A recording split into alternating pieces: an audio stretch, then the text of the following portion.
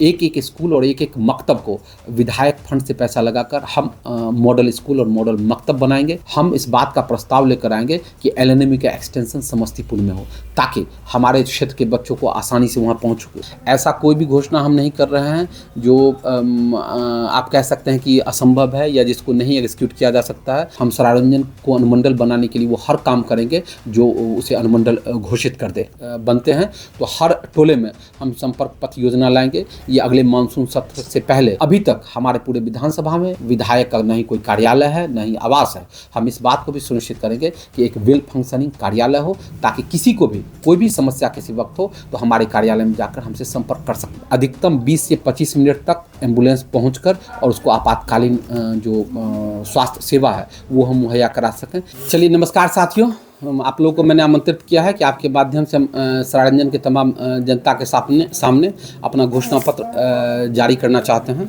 और इस जा रहे हैं यह कहते हुए कि अगले 5 साल में हम क्या काम करेंगे, वो हमारा घोषणा पत्र है। इस घोषणा पत्र में हमने इस बात का ध्यान रखा है कि महिलाओं के लिए, बच्चों के लिए, इसके अलावा जो युवा हैं उनके लिए, महिलाओं के लिए, लड़कियों के लिए, किसानों के लिए हम क्या करेंगे।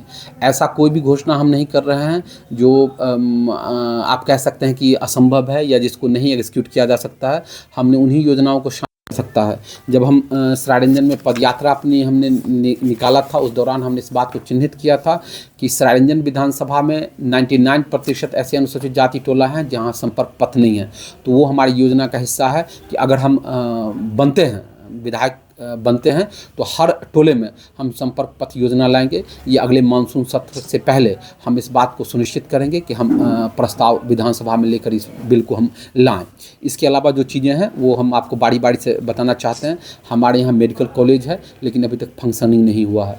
वेल फंक्शनिंग करके और हम इस बात को सुनिश्चित करेंगे कि सरायरंजन के अंतिम गाँव के अंतिम व्यक्ति तक अधिकतम 20 से 25 मिनट तक एम्बुलेंस पहुंचकर और उसको आपातकालीन जो स्वास्थ्य सेवा है वो हम मुहैया करा सकें। इससे हम मृत्यु दर को कम कर सकते हैं।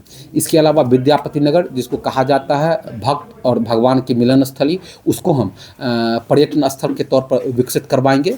इसके अलावा जो अभी 10th या 12th या किसी परीक्षा के पास होने पर लड़कियों को प्रोत्साहन राशि मिलती है, हम विधानसभा में इस मुद्दे को उठाएंगे कि लड़कों को भी प्रोत्साहन राशि मिलनी चाहिए। अगर सिर्फ लड़कियों के प्रोत्साहन राशि मिलने से लड़कों में थोड़ी सी नकारात्मक बात आती है और वो निराश होता है, वो हताश होता है। तो हम इस बात को सुनिश्चित करेंगे कि लड़कों को भी समान रूप से पैसा मिलना चाहिए, जो प्रोत्साहन राशि मिलनी चाहिए। इसके अलावा सरायरंजन को अनुमंडल बनाने का समय आ गया है। हम सरायरंजन को अनुमंडल बनाने के लिए वो हर काम करेंगे जो उसे अनुमंडल घोषित कर दे।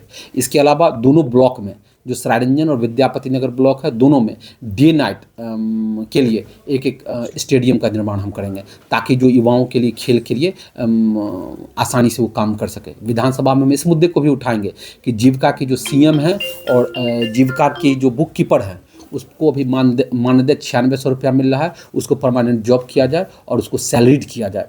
इसके अलावा जो दोनों ब्लॉक में एक एक स्कूल और एक एक मकतब को विधायक फंड से पैसा लगाकर हम मॉडल स्कूल और मॉडल मकतब बनाएंगे। जैसे नेत्रहाट है, नवोदय है, सिमुलतल्ला है, उस तरीके से हम करेंगे।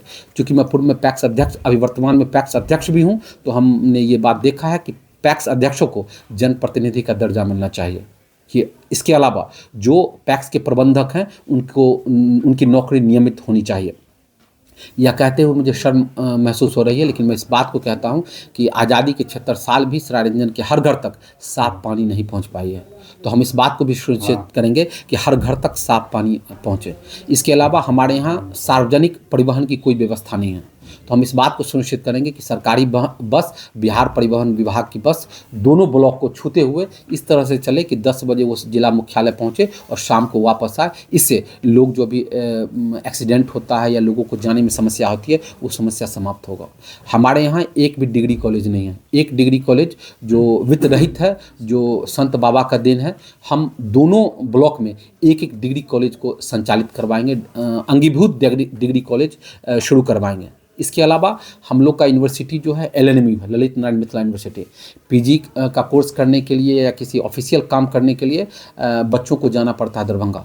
हम इस बात का प्रस्ताव लेकर आएंगे कि एलएनएमयू का एक्सटेंशन समस्तीपुर में हो, ताकि हमारे क्षेत्र के बच्चों को आसानी से वहाँ पहुँच हो और काम हो।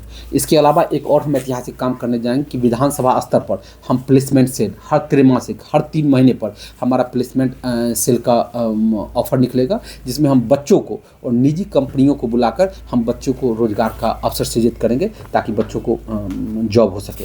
इसके अलावा जो हमारा पीएससी है, डी फंक्शनिंग है, हर पंचायत में पीएससी को हम फंक्शनिंग करवाएंगे। इसके अलावा जो एक चीज़ और भी हम करना चाहते हैं जो बिहार के संदर्भ में है कि ज़मीन का जब रजिस्ट्री होता है, जब डीड होता है, रजिस्ट्री होता है, उसी समय ऑटोमेटिक दाखिल खारिज का म्यूटेशन का ऑटोमेटिक मोड पे आवेदन हो जाना चाहिए। जब हम सरकार के ही एक अंक के यहाँ फीस दे के रजिस्ट्री करवाते हैं तो फिर उसे अलग से म्यूटेशन क्यों करवाना पड़ता है। तो अगर जिस समय रजिस्ट्री हुआ ऑटोमेटिक मोड पर ये व्यवस्था हो कि वो कंसर्न सीओ के यहाँ म्यूटेशन के लिए चला है और सीओ के पास 30 दिन 45 दिन की बाध्यता हो कि इसमें या तो उसको एक्सेप्ट करे या उसको रिजेक्ट करे। इससे ये होगा कि भ्रष्टाचार में भी कमी आएगी और लोगों को भी समस्या जो है समाप्त हो जाएगा। इसके अलावा अभी तक हमारे पूरे विधानसभा में विधायक का नहीं कोई कार्यालय है, नहीं आवास है। हम इस बात को भी सुनिश्चित करेंगे कि एक वेल फंक्शनिंग कार्यालय हो, ताकि किसी को भी कोई भी समस्या किसी वक्त हो तो हमारे कार्यालय में जाकर हमसे संपर्क कर सकता है, और जिसमें हम समय समय पर जनता दरबार भी लगाएंगे ताकि तंत्र और लोक, जो लोकतंत्र है उसमें तंत्र और लोक के बीच में ज़्यादा गैप ना हो, वो आसानी से कनेक्ट हो सके एक दूसरे से और आसानी से काम किया जा सके। ये सभी मुद्दे हैं जिस पर हम लेकर आएंगे, काम करेंगे अगर हम जीतते हैं तो। और आपके पास इसके अलावा जो समूह लोन है, अभी जो देखते हैं कि निजी जो फिनांस कंपनी है वो उसके से सभी महिलाएं, खासकर ग्रामीण महिलाएं परेशान हैं। इसका जीता जागता उदाहरण सहारा था। सहारा के भुक्तभोगी शायद ही कोई गांव हो, कोई पंचायत हो जहाँ के लोग नहीं होंगे। तो उसको एक रेगुलेटर बोर्ड होना चाहिए जो इस बात को निश्चित करे कि अवैध तरीके से जो उगाही की जाती है लोन की और औने पौने दाम में जो इंटरेस्ट रेट लिया जाता है उसको किया जाए। इसके अलावा पूरे भारत में सबसे ज़्यादा एमएसपी पर जो अनाज है उसकी खरीदारी हरियाणा और पंजाब में होती है। उसी तर्ज पर सरायरंजन विधानसभा में हम सुनिश्चित करेंगे कि खुले तौर पर किसान जब चाहें एमएसपी पर अपने अनाज को बेच सकते हैं। ये हमारा चुनावी मुद्दा है जिसको लेकर हम आप लोगों के बीच। हाँ, एक चीज़ और भी है, पिंक शौचालय। आज हमारे यहाँ पेठिया होता है, हाट होता है, बाज़ार होता है, वहाँ हमारी माँ बहन जाती है खरीदारी करने के लिए, बाज़ार करने के लिए। वहाँ सबसे बड़ी समस्या उनके साथ होती है शौचालय की। वो काफ़ी शर्मनाक स्थिति का उनको सामना करना पड़ता है। तो उस तरह का जो भी पेठिया है, हाट है, वो हम अपने फंड से, विधायक निधि से इस बात को सुनिश्चित करेंगे कि हर हाट, हर बाज़ार, हर पेठिया में पिंक शौचालय हो, जहां हमारी कोई भी माँ बहन आसानी से उसका इस्तेमाल कर सकती हैं। ये हमारा मुद्दा है, ये हमारा घोषणा पत्र है जो लोगों के बीच लेकर हम जा रहे हैं। और आप लोग से अनुरोध करते हैं कि आप लोगों तक इस बात को पहुंचाइए, और अन्य जो उम्मीदवार हैं उनसे भी अनुरोध करेंगे कि आप भी अपना घोषणा पत्र लेकर आइए, ताकि लोगों को आपके चयन करने में सहूलियत होगी, सुविधा होगी।